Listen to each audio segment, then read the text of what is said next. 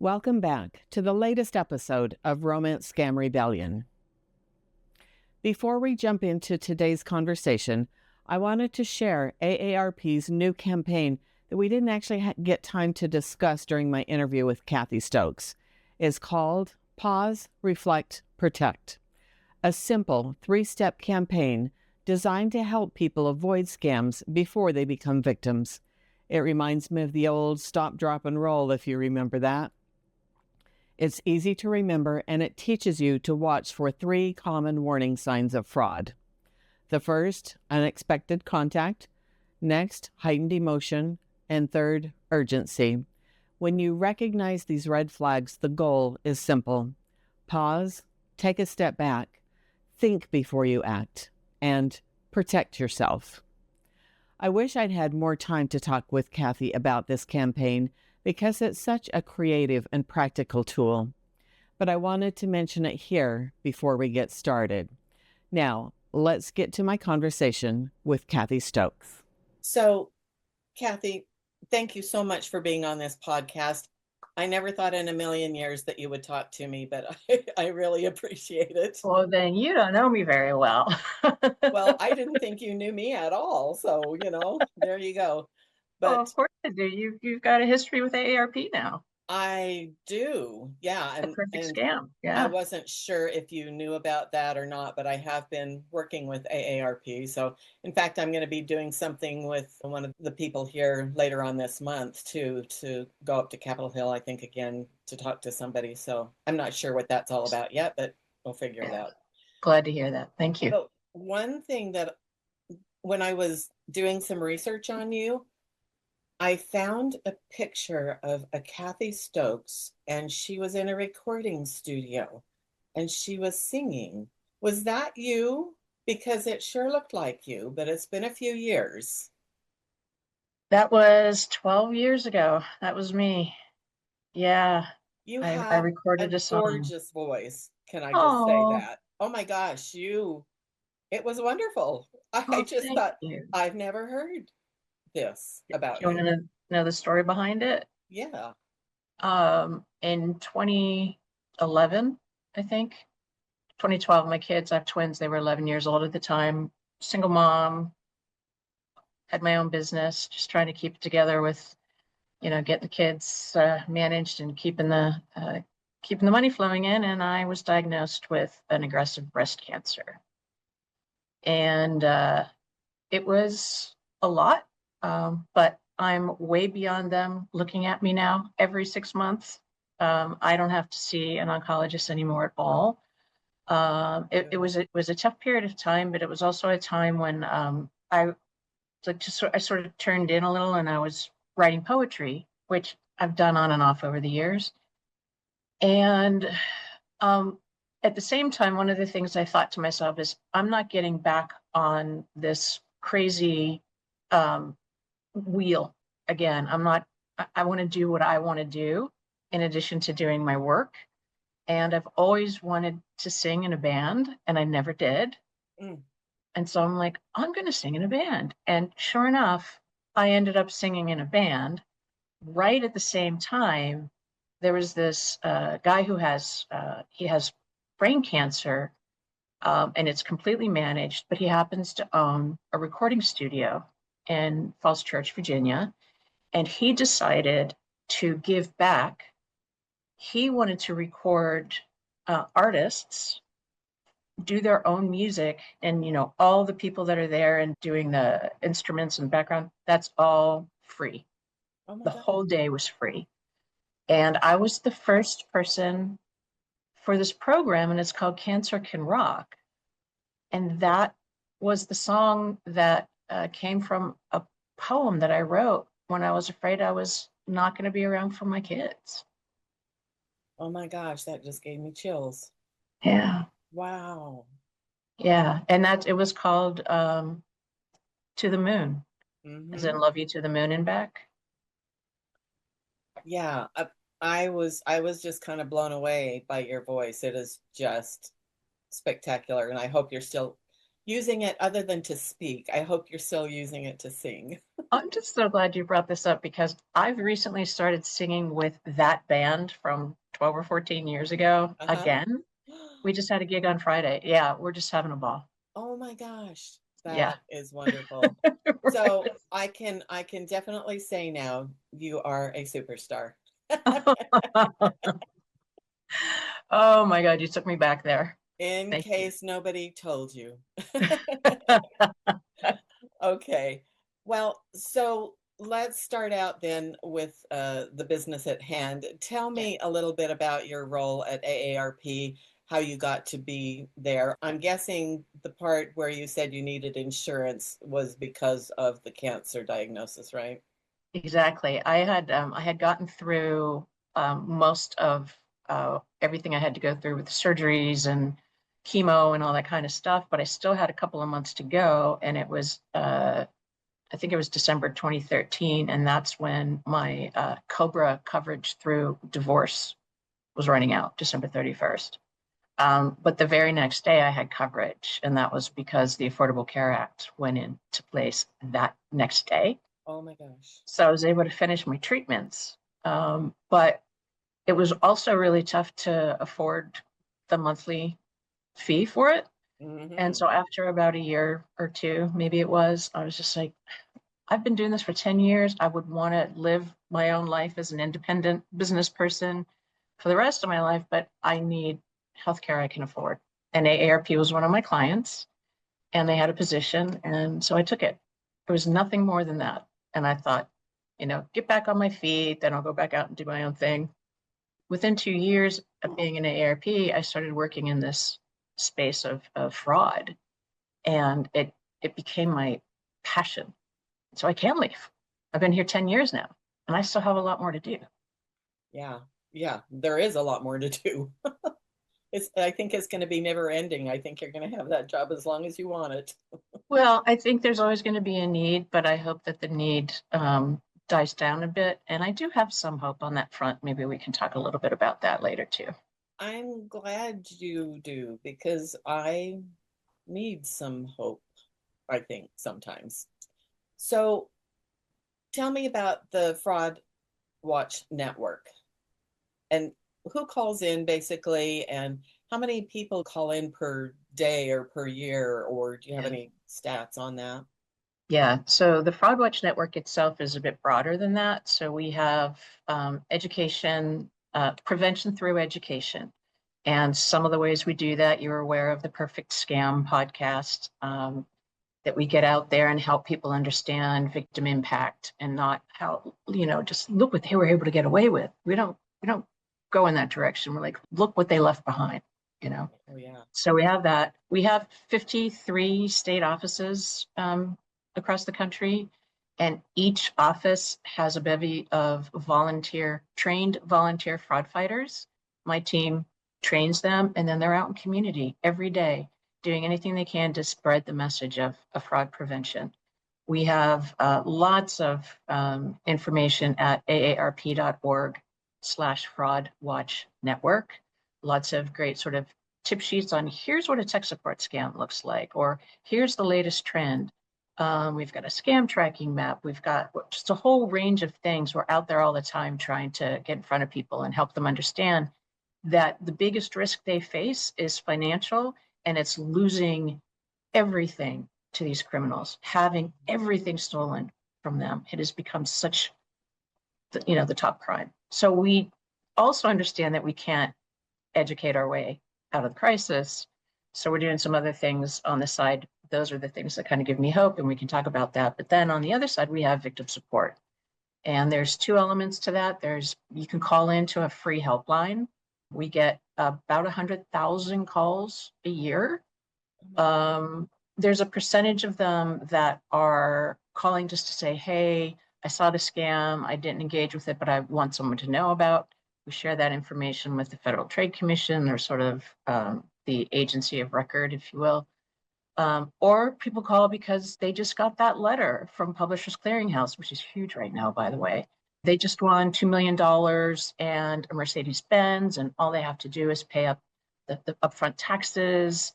and shipping to get the car delivered. Is this real? And our volunteers have to, trained specialists, some are volunteers, many are, explain to them why it's fake and what to look for. And then sadly, probably the disproportionate number are people who themselves have realized now that they are victims, or it's a family member trying to get through to another family member or a friend. And so we have a lot of people that are trained to handle those calls, 8 a.m. to 8 p.m. Eastern, 5 days a week. Helpline, not a hotline. We're not law enforcement. We're not going to solve your problem for you, but we will talk to you as a human. We will understand what is happening.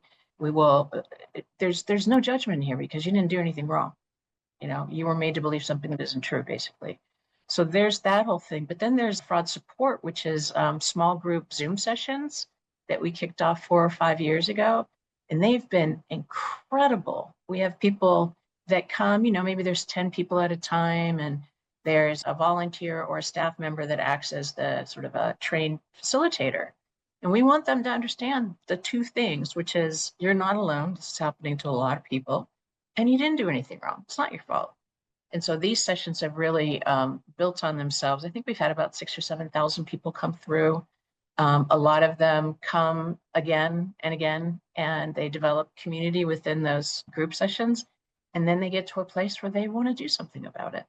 And so they want to use their voice. And so we get them up on the hill or in front of the media. So it's very cool stuff. That's good to know. After my scam ended, I didn't know that there was a fraud helpline or that AARP did anything about that or that they even knew about it. But I think that's why I started this podcast. It was not only catharsis, but it was, is anybody doing anything out there? I mean, the only thing that I ever saw was like on the major media networks that told the story within a 40 minutes or an hour, and that was it. You know, it's funny that you mentioned that because the fraud support groups that I was telling you about, we sort of did a reboot of the sessions because so many people that were coming and staying for a while wanted also to be educated. It's beyond now. It's like, yes, I am going to begin my grieving, and this is how I'm going to begin emotionally healing. But tell me what I need to know. Tell me what's Yeah, going on out there. And so that's been added into each of the sessions.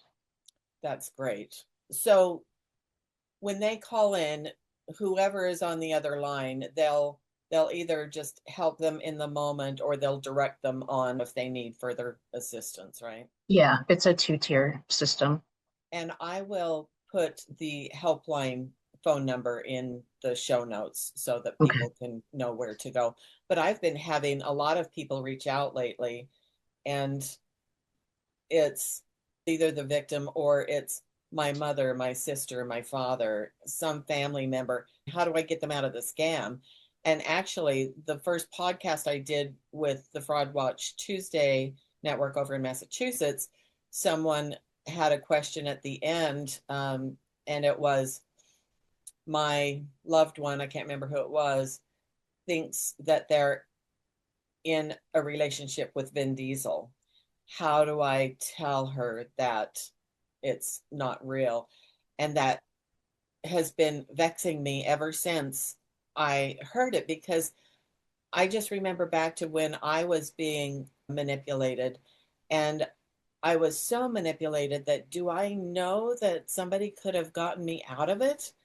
I'm not sure. I mean, in the end, when I had no more money, when I was at my lowest point, that's when a federal officer stepped in and kind of broke me and told me what was happening.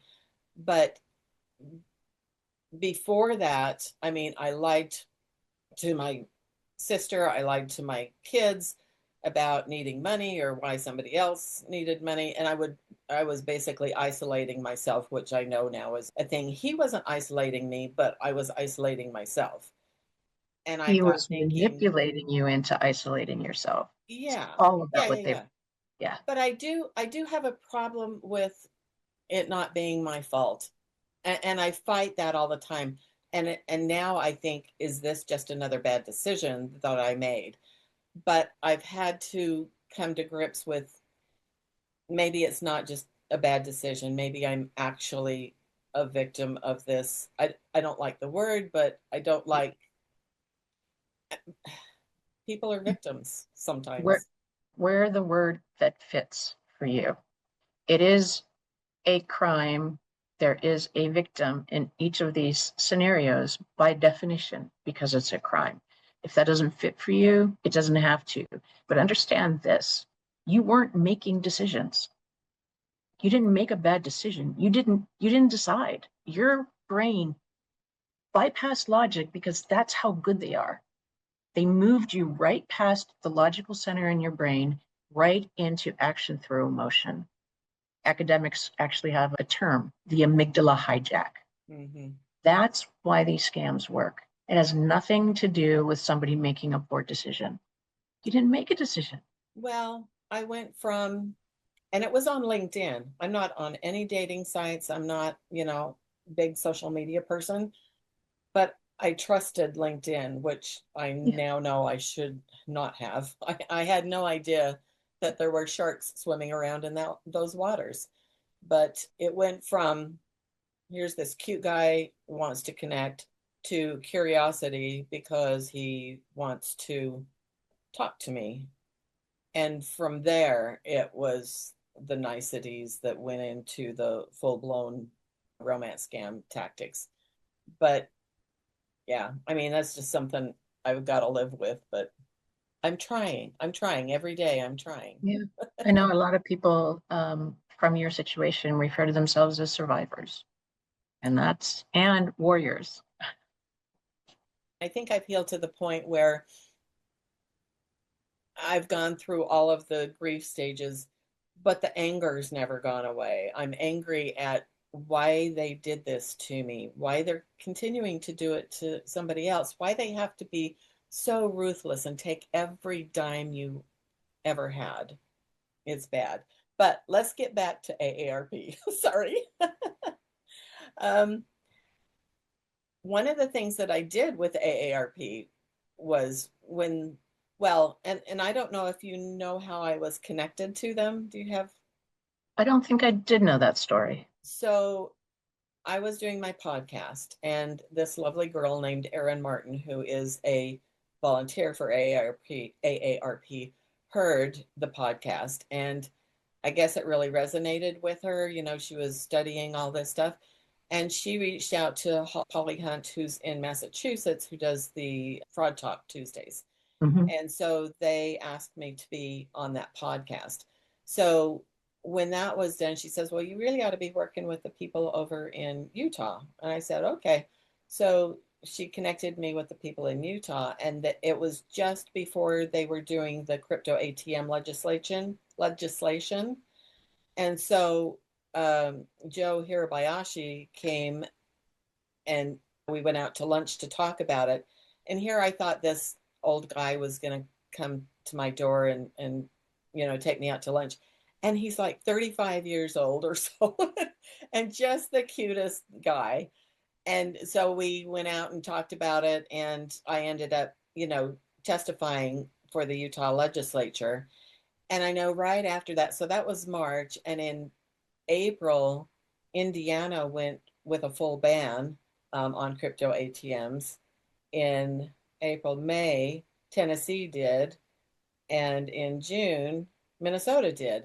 And I just thought, tell me how that feels. Tell me how all of that is working, because to me, that's super exciting. So our government affairs team, first of all, they're amazing.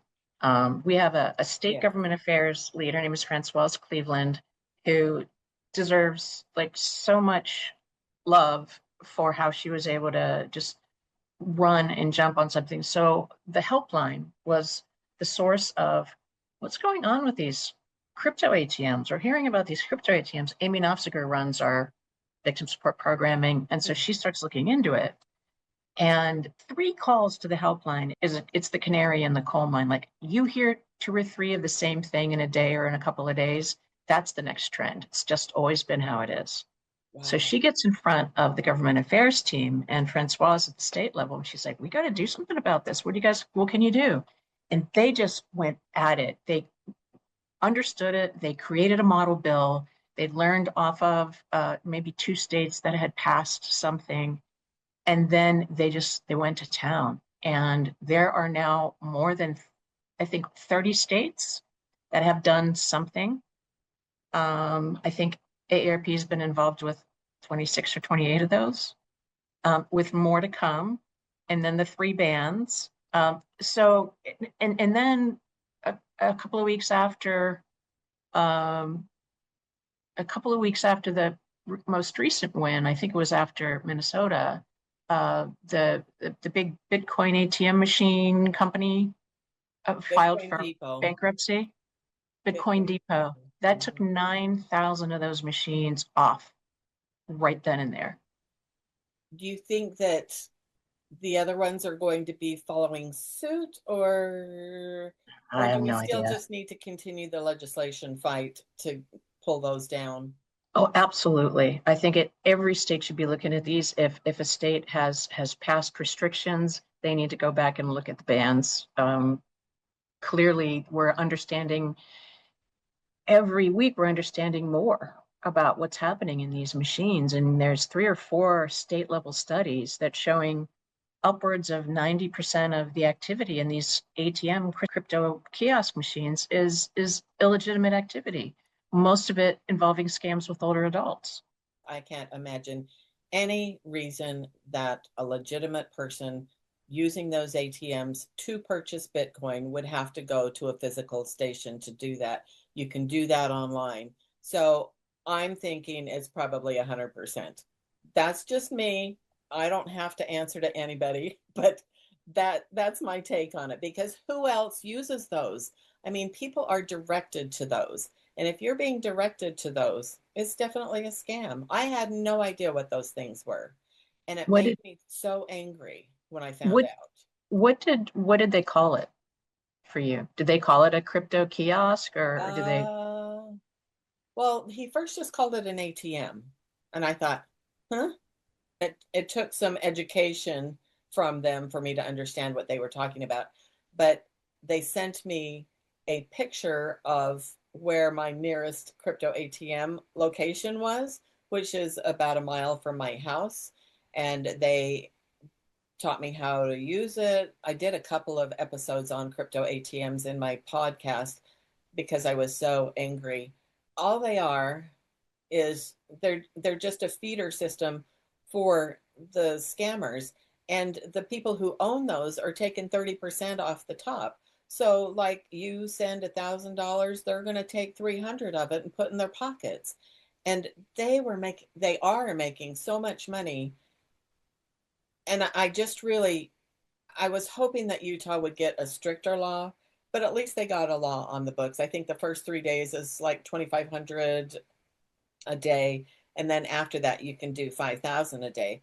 But I'm thinking those crypto owners are still getting 30% of all of that money, and there's really there is really no use for them. This is pre going into bankruptcy. um, McDonald's, there's like 14,000 McDonald's in the US. There's about 17,000 Starbucks. There are as many or more crypto kiosks as those two other businesses. So every time you're passing a McDonald's or a Starbucks, you're probably also passing, that many crypto ATMs. They were flying under the radar. And when it's something that consumers don't understand well, and then it's something that it's really hard to explain to lawmakers who are stretched thin on so many issues, it takes a bit, right, to catch up. Yeah. But Yeah. in this case, I think we're catching up.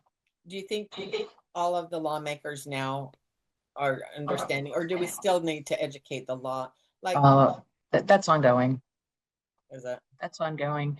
But I do see that things stick. If you say it enough and with enough passion, they get it.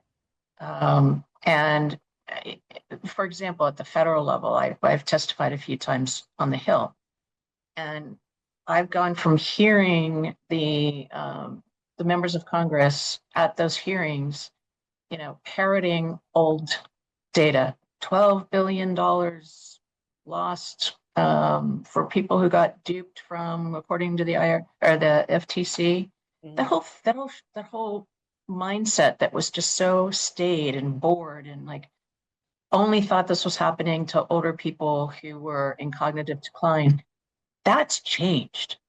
It's not changed for everybody. So there's a lot of work to do. But when you hear the chairman of a major committee referring to money having been stolen from people, not lost, Right. that use the data from the Federal Trade Commission that tries to account for underreporting and says $200 billion in a given year, who understand that there is emotional and psychological manipulation and there is no fault on the victim. That's that we were talking about hope before. That for me is hope.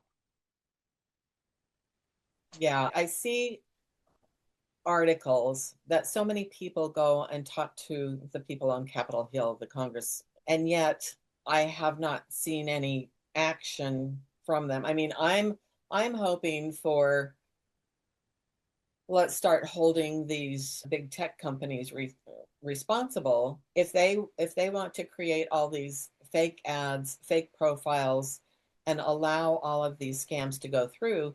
Let's have them put a pot of money aside for the victims that get caught up in it. Yeah. If they did that, maybe they would take down all the fake stuff and most of this problem would go away. But is that ever going to happen? Is Congress Um, ever going to stand up to big tech? so I think a couple of things. One is that, yes, the social media platforms are deplorable with all of this, and absolutely need to be doing more. But there's an entire scam life cycle, and it may start on social media. It may start with what seems like an errant text to your phone. It may Mhm. start on email. It may start by a phone call. Um, it may be somewhere else online that you wouldn't think would be a place. So, and then there's the banks, right? Where the money leaves, Yeah. that last point. But this entire scam life cycle, there needs to be preventions and interventions at every step of the way.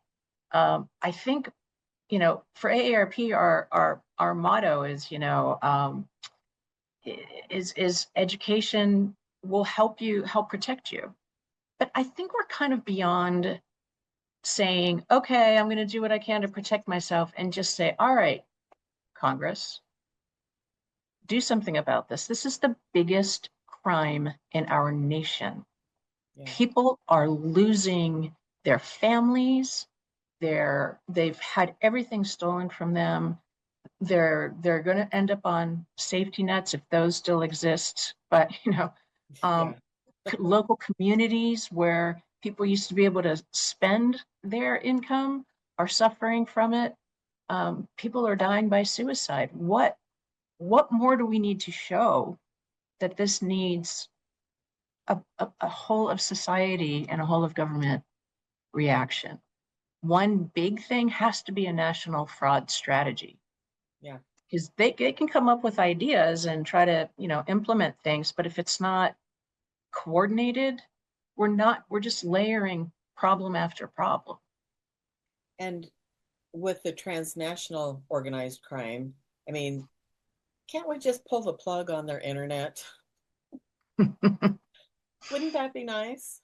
that be nice? Wouldn't it just be nice if everything could be solved like that? Unfortunately, because for the better part of a quarter century, our country was allowing ourselves to believe that this is a them problem. This is an older person's problem. It Yeah. only happens to these older people. It's not my problem. I don't have to deal with it. Oh, can you believe they answered the phone? All of that has deprioritized this as a crime. I was in this space for like 3 years before I'm like, oh my God, these are crimes, right? I even talked to the DOJ. I'm like, this is a crime, right? They're like, yeah, it's a crime. I'm like, why don't we talk about it that way? Why don't we talk about it as a crime? So that led into a lot of work that we've done to try to shift the narrative about fraud, moving away from blaming the victim, moving away from assumptions that it only happens to older people who are too nice to hang up the phone, or not sufficiently tech savvy, or have cognitive decline, when those aren't, no, that's not, those are tropes. And now we're 25 years behind trying to solve the fraud problem. And it's now transnational. I think the UK and Australia, they're way ahead of us in determining that these are crimes and doing something about it, aren't they? Yeah, they're far ahead of us, but also far more simple systems to address it through. Oh, We have a very, very complex economy, that it's some of the things that they can do in these other countries where maybe their banking system is 10 banks versus hundreds of banks and credit unions and community banks. And, yeah. it's, Different yeah, systems to funnel money through. And yeah, I see that it is a huge problem, but we should be able to put pressure on these countries too to stop it, because Cambodia is the scam capital of the world, I think, at this point in time. Why don't we go to the leader who is also involved in it? And I only say that because I read Jacob Sims' report. I mean, I haven't read all of it, but it, just basically it starts from the top down. And why aren't we putting pressure on the prime minister of Cambodia to stop this? Just those like nine questions, 11. those, yeah, those sort of policy discussions at an international level, I don't have any, I know. I But can't again, speak to it because it's like not in my space, but I can tell you that one of the things that's prevented people in the United States, law enforcement in the United States, from doing anything about it is by saying, oh, it's transnational, we can't do anything about it, it's too complex, we will never find them anyway, we can't get your money back. And the reality is there are so many people here in the United States that are aiding and abetting these mhm, transnational crime rings, that if we begin to put the pressure on the systems here where those people are working, and we begin to round them up, arrest them and prosecute them and put them in prison, give them 10-year sentences, not a slap on the wrist and they're right, back out, right. right? Begin to send the message that, hey, this isn't the crime to get into anymore. Everybody's turning to this crime because if you're a drug dealer, you can go away for some time, right? Well, the drug Mhm. dealers are now into financial crimes Yeah. because they know nobody's coming after them. So we got to come after them to push for that. And so AARP is really into solutions. And one of the things that we've been a huge proponent of is that, begin to disrupt the fraud business model on the ground here. And so we are a founder of something called the National Elder Fraud Coordination Center. The website for that is fightelderfraud.org. And it's run, the CEO is a former FBI. He did transnational crimes for his entire career. Elder fraud was part of that. And he's proving a model where companies have a lot of fraud intelligence, and they package up information, then they send it off to law enforcement. Well, law enforcement is overwhelmed. They're not doing anything with it, or not doing a lot with it. But enter what we call NEFC. And they get a case from the FBI where the FBI is like, we've got like $40,000 here, and it looks like it's going in some different way. Could you see if anyone has any information?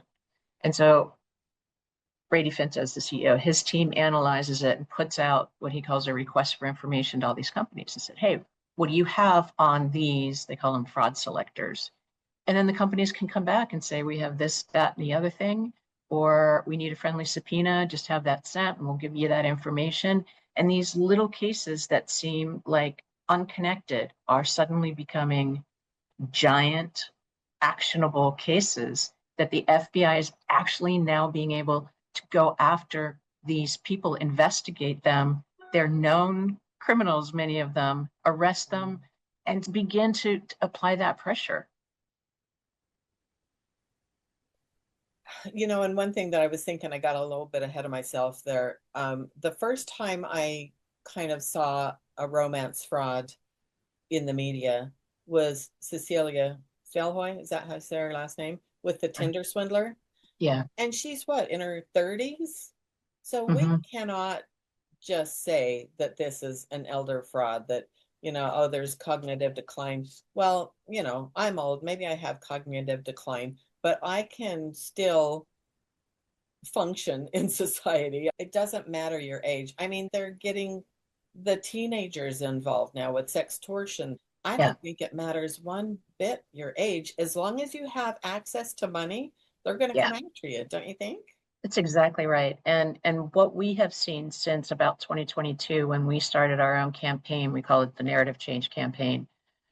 We have seen, we do our own surveys, and we've seen, 5, 6, 7 years ago, people were being like, "Yeah, it'll never happen to me. It only happens to older people," and Mm-hmm. that number of people that are worried has gone up and up and up. Now, like 9 in 10 people are worried about fraud, and their number one concern is it happening to themselves. So that's a sea change. Wow. That Yeah. And it's a nationally representative survey. So I get all excited, but then I hear people sort of in other scenarios talking about it like in the old days. And it just was like, what are you saying? yeah, The no. old days. And those overseas people, aren't there, according to the report I read, upwards of 350,000 people out there trying to defraud Americans. In fact, I've got a couple of episodes that are coming up here in the near future, and one of the, well, two of them are victims that were enslaved in Cambodia. Oh, wow. And one wrote a book, and the title of it was God Bless America. He didn't publish it until after we spoke, and I thought, well, that's an odd title. Why has he got that in there? And then I read a little bit more, and he explained it. He said, that's what's shouted across the offices when another American loses thousands of dollars. And that just made my blood run cold. If you The don't think that they're coming after you, they're don't coming. kid yourself. Yeah. Did you end up listening to the series that The Economist did called Scam Inc.? No. It was like a 7 piece maybe podcast from a year ago, Oh, and they uh-uh. went really deep into the crime rings in Cambodia and Laos and Southeast Asia. And one of the things the reporter reported out was that every morning this one group would shout death to America and the UK, or to Europe, or it was just like that was what they were driven by. It's a national security threat. Well, if we're all dead, they can't get our money. Death by a Oh thousand cuts, God. maybe. Yeah. Oh, that's so frightening that we're I just think not even that's what human. it's, we've really struggled because the last, 10 years of this work, 8 years of this work or so, um, we really want to empower people. Like, you have the power to protect yourself. We're not trying to scare you. Or if we're scaring you, okay, now that we have your attention, Yeah. we need to be doing a lot more. Um, so it's hard because we used to be able to say, yeah, no, look for this in the email, or look for this in the text message, or look for this on the website to make sure they're legitimate before you engage. And we can't say what to look for anymore because of AI and its ability to generate the perfect email, text, phone Hmm. call, website, ad. And so we can't just sit here anymore and go, no, but that's okay, because get a VPN, or learn how to use a password manager. Those things are important, Hmm. but what's more important is that we have a broader plan to protect people in this country from this. I'll say it again, it's the biggest crime in this country. Yeah. If Yeah. if $200 billion is what the FTC says, it could have been as high as that, and money stolen in 2024 alone to fraud, based on their idea of underreporting. $200 billion, if that was a company by revenue, Fortune 17. We should be agitated. Like, why are we still looking at ourselves and going, oh yeah, well, I guess I should get that password manager. Yeah, I mean, and seeing the government needs to know that, because if all of our money is going overseas, what does that do to our economy? That's very well understood. Well, Is it's that? not broadly understood, but it is. AARP is involved with an effort that began with the Aspen Institute, probably 18 months, 2 years ago now. And they pulled together 80 different organizations for like a year and a half. And it was nonprofits like us, it was for-profit companies in all the sectors where scams come through. It was law enforcement and federal agencies. And the idea was really to dig down and say, okay, what do we need to do as a country to begin to address this? And it's all within the construct of we need a national fraud strategy so that we can have coordination. And they produced a report last October. It's like 100 some pages with like, here are the things we can do. We can't just say we're going to do a PSA campaign and let everybody know. Yeah. We got to do more. And so those do more things are in this document, and they've just started bringing back together a smaller group of leaders to try to effectuate some of that change. So, I mean, that's stuff that people don't see outside of Washington, or Yeah. don't see if they're not, you know, all up in it all the time. But it's things like that that, again, I go to the hope board. Like, more organizations are coming to the table. I think organizations are a little bit slower to take a bold action once they get to that table. But Yeah. I'm also starting to see that change a little, a little. I think it'd change a lot faster if their mother, sister, brother got caught up in this kind of stuff too. And I mean, it's very well could happen, but nobody wants that either. One thing that you brought up was AI, and I know that that is something that's looked on negatively when we talk about fraud. But can we? What if we could reverse it a little bit and use it in our favor? For instance, before I came online today, I went to ChatGPT and I typed in a question.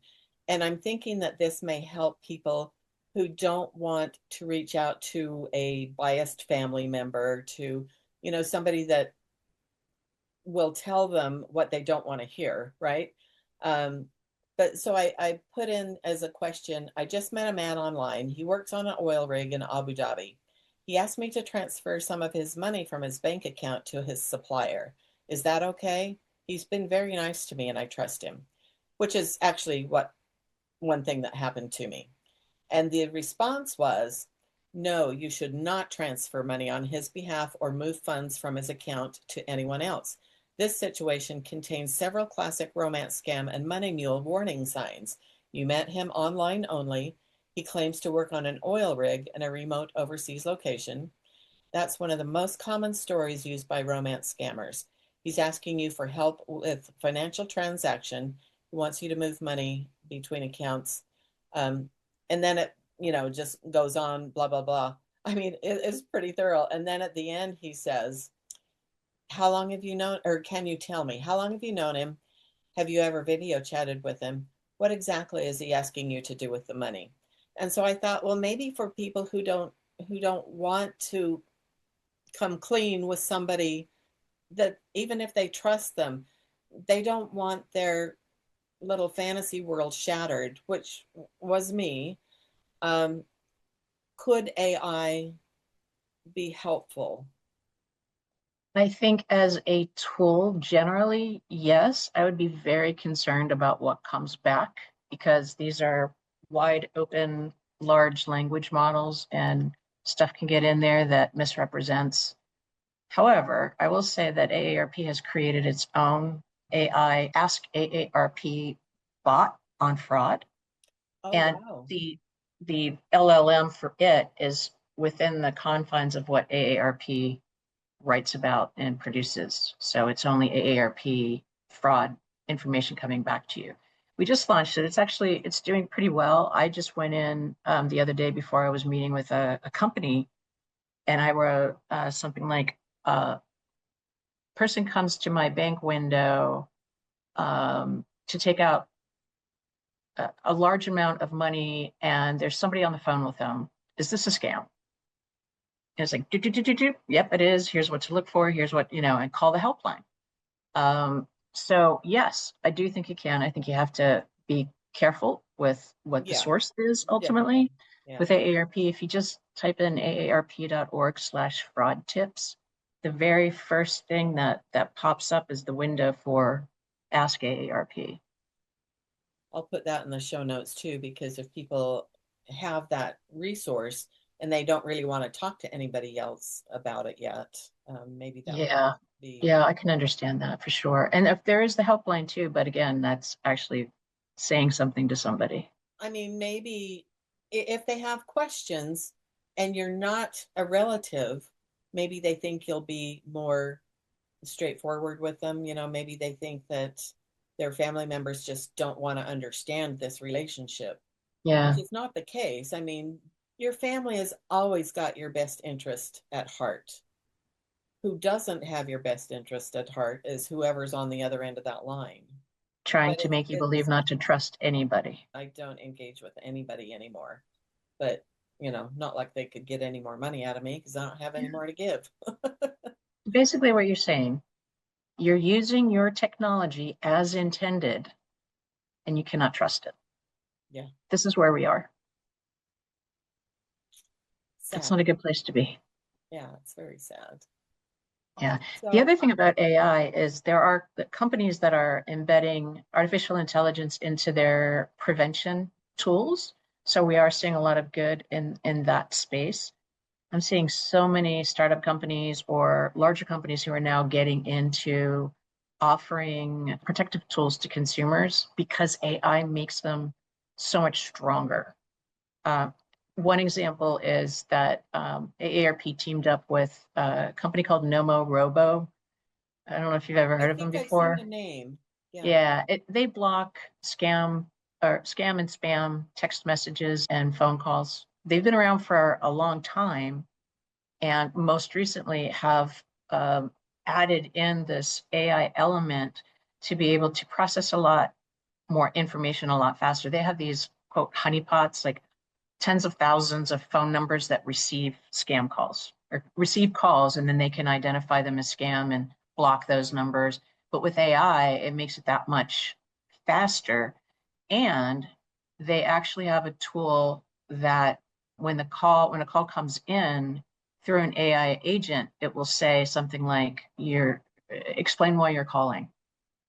And Mhm. if you're like, well, it's an unknown number, like, this is the doctor's office, let me through, then but Yeah. if it's a scammer on the other end, they've determined that most often they're just going to hang up Oh, because it's not easy. If you make yeah. it a little bit harder, So I signed up for it. It's a discount for AARP members, nomorobo.com/AARP. Lots of free information there about the scam calls that they get and blogs and stuff. But then you have this as well. And I set it up being in DC and this being a primary, we vote tomorrow. I was getting a zillion political messages, Oh boy. spam versus scam. But Hmm. I turned this on and they all went into a different folder that I didn't have to deal with. Oh, nice. And so if they were scam texts and they went into that different folder, they're still there. But I can look at them and go, this was flagged as, a scam. Yeah, that makes sense. You don't have to react in that moment because you get that feeling with Yeah. a text message, Oh, especially yeah. more these days than a phone, right? This Hmm. slows that down. That's that's good because then I think that gives you more opportunity to look more objectively at it. Yeah. If, it's like, oh, this came in a couple of days ago, I just barely saw it. And then you can, I don't know, I just think that that would work better. At least in my brain, it works better. It So, takes out that, oh my God, this is my bank and there's a problem, yeah. and that urgency to act. One thing that I did want to discuss with you too, we talked a little bit about it, is the victim blaming. And I I have experienced that a little bit, but I've got some questions about that. And one of them is on one of my podcasts, this guy wrote in and he said, well, you deserve to be scammed. You were greedy and blah, blah, blah, whatever he said, right? And I thought, I'm going to come back punching at these guys. I'm not going to just let them run over me. And so he said, oh, if somebody reached out to you and they were working at McDonald's, you wouldn't have given them a second chance.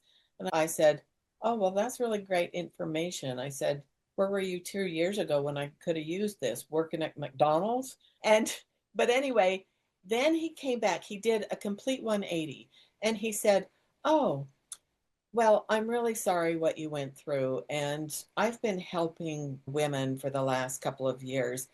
And I've been helping, Spanish women. And if there's anything that you need, if there's anything that I can do, please reach out to me. And I thought, how strange. Do you think that could have been a scammer? And the reason that I say that is because I wonder if that's part of their jobs is to keep people quiet, to shame them so they won't speak out. I don't know if you've seen anything like that, but I just thought that was so strange. We're able, we don't allow commenting because of what we were seeing was two things. One is people with no knowledge of what had actually happened to the person who experienced this is, you know, they're going to be rude and they're going to make fun of them and say like, oh, I can't believe you did that. You're so stupid, like all that horrible stuff. And Mm-hmm. then comes the scammers. But the scammers are more like, hey, I have a business that can help you get your money back Oh, from yes. the crypto, that kind of stuff. So Yeah. we try to, and then where we do have comments, we try to keep an eye on them. I don't know if the sort of blamey thing and then let me know if I can help you kind of sounds scammy to me. It does, doesn't it? I mean, Yeah. why would a troll all of a sudden come back and say, oh, let me help? But, and then I thought about these job scams. So mainly I just deal with romance scams, but there's so many other scams out there, and job scams are a big one. One of the things that kind of related to what's happened to me is the job scams. They advertise now for like data entry. Well, or I don't know what they call it, but you receive money from X place and then you transfer it into crypto and then you forward it on to the next place. I've seen like that. And then there's also another one where you receive packages and you repackage them and forward them on. Both of those things happened to me during my scam, but are scammers out there trying to pick up people for these particular purposes to be money mules and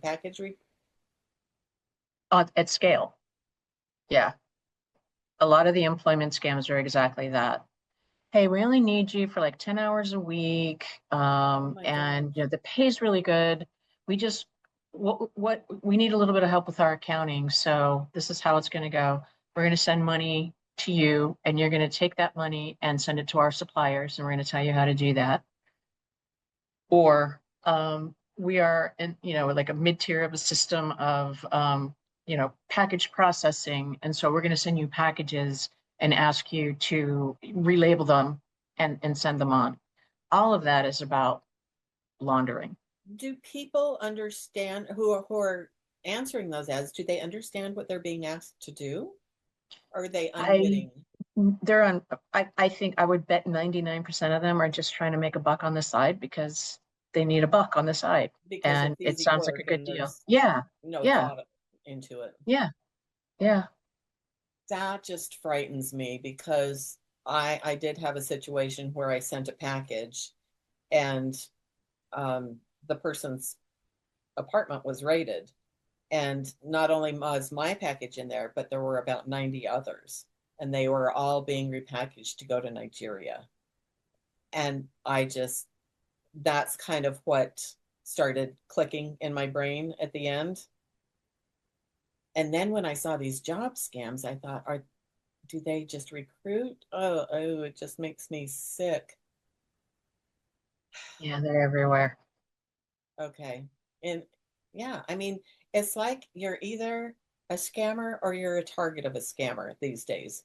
There doesn't seem to be any other type of people. I can tell you that every conference I speak at, I'll inevitably say, does anybody know anybody who's experienced a scam?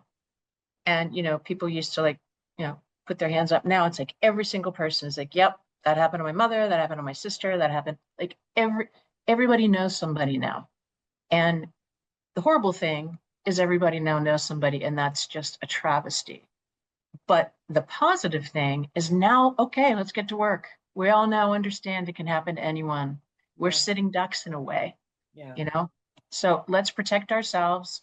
Each of us has things that we can do, the locking the doors to the car kind of things that we can Mhm. do. Okay, well, let's move on. I have a theory, and let me run this past you and see if it makes any sense at all or not.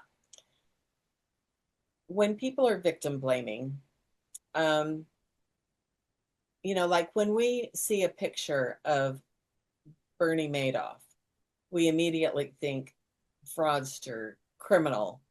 When we see people who have committed crimes, heinous crimes, Ted Bundy, Ghislaine Maxwell, and Jeffrey Epstein, we know who those people are. We know what they did.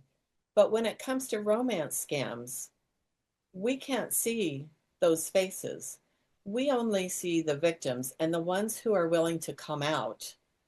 I'm wondering if that's why victim blaming is so prevalent, because victims are the only people that we can see. So it must be their fault.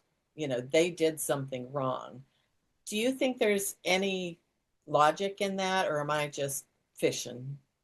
I mean, I see your logic, but I think the roots of victim blaming run deeper than that.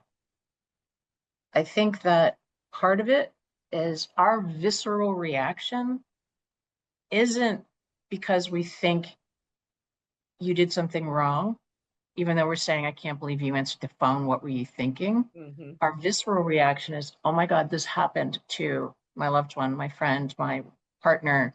I let this happen. Like somehow, like it's almost like a self-protective thing. Um, when we learned this through actually doing some research about this. And what we've learned is that every level of our society, where individuals talking to each other, if it's businesses to individuals, if it's law enforcement, we all start with the blame. But we also learn there are reasons for that. One of them is there's an attribution bias. There must have been something about you that caused you to fall victim because it wouldn't happen to me. Like, so it's that sort of Yeah, trying to say, like, it can't happen to me because this is why it happened to you. Part of it is, our American sense of rugged individualism. Well, that's on you. Pick yeah. yourself up from on your bootstraps. But I think that because we know that we went deeper with people and they're like, oh, well, I don't mean to harm anybody. It's just how I'm so used to reacting, whatever, that we can change it, which is why I think that we are seeing the change. And if you go to aarp.org/say this, as in say this, not that, Hmm. there's some good information there about what we learned and what we can teach each other, especially as my mom recently passed, but like I would try to have conversations with her about, a call that might be coming in, to have a conversation that scams are out there and we all sort of need to have each other's backs. Hmm. Not as a mom, don't answer the phone, but mom, there's this huge crime out there. People are texting and they're emailing and they're calling, and I need your help and I want to be able to help you. So let's share with each other what's happening and let's talk about it. Yeah. And I think that gets us to a better place than that immediate visceral, oh my God, I can't believe you did that. Because people don't mean it. Yeah. I have there's a term out there, and I know that we're of the same uh way to think about it, but I will just say it so people know what we're talking about. Pig butchering. Why is it that some people who are trying to fight fraud still use that term? Because that's what the Chinese criminals used to dehumanize their victims. Why have we carried that over? And why are we so resistant to let that term go? I think there are a variety of answers. I think sometimes I think I'm an advisor to a financial crimes organization, and I see financial crimes. People talk about this stuff, and sometimes those who are less sort of clued in to what's actually happening to these people may say it because they don't even get it. They don't hear it as an affront to the person who experienced this crime. Mhm. That's just what we're calling the crime. So that's part of it. I think another part of it is it gets eyeballs. People perk up, especially when we didn't hear that before and all of a sudden started hearing it. It's like, oh, well, what is that? I'm kind of interested in that. That's rather salacious, you know? So it gets eyeballs. I've never wanted to use the term, and I think at aarp.org on all of our content, if they use it, it's parenthetical to like financial grooming is what we call it. But if they feel like they have to reference it because it's known better as, Mhm. they'll parenthetically say sometimes known as blah blah, PE. but it tends to, you know, shift blame. But yeah, but in essence, that term blames the victim, doesn't it? Oh yeah, it absolutely does. Yeah, that's why I won't use it. You know, and I think that's I don't think it's intractable. Um, but I also think that maybe instead of fighting where it's used, let's just work really hard to make it not used in lots of other places. Yeah. Um, well, and I should be letting you go here, but one thing that I want to ask you before I let you go is, are there any questions out there that people haven't asked you that you wish they would?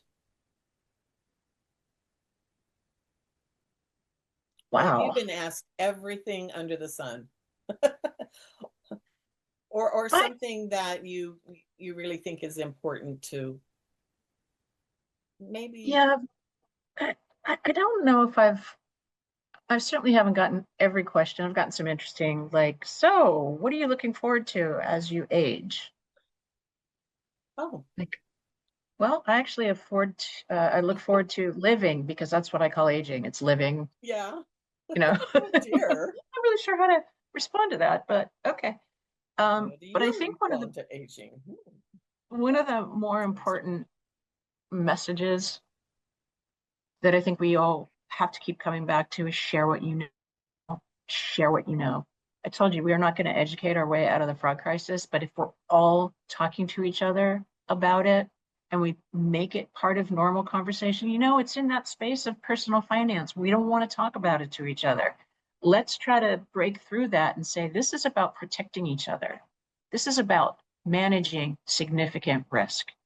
Share what you know, because if I tell you about a specific scam for at least 6 months, you're not going to engage with that scam if it comes your way because it's knowledge for you. It Yeah. dies out over time and we have to keep doing it, but we all have to just keep talking to each other.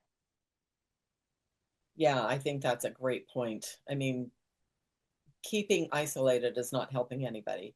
And No. it's just kind of everybody's got their own story. Like when the World War II stories started coming out, there's a gazillion of them. I mean, we know basically what happened, but individual stories matter. And it's good to hear those. Um, so I liken that to, there's probably just as many scam stories as there are World War II stories, if not more. I don't know. As time goes on, there will probably be more. But somebody will always bring something new that will help somebody else. The first person stories have more impact than anything I've seen, full stop. So keep doing what you're doing. Get people who've experienced this out there, talking about it on your channel, wherever else you can do it. We started last summer with a YouTube program we call Fraud Wars. And it's on the AARP YouTube. Was it youtube.com/AARP? And it's a series of maybe 6 videos, and it's all the first person as victims, what happened to them. And then we try to break down why things sort of like what you can see now. Yeah, But couldn't see them. yeah, and we just started with editing for season 2. We've got everything wrapped, Oh, and wow. we're taking a bit of a different approach. But like think about it like 11, 12, 13-minute videos that are highly produced to tell an engaging story. And that person that's engaging you is the person who experienced this themselves. Super, super impactful.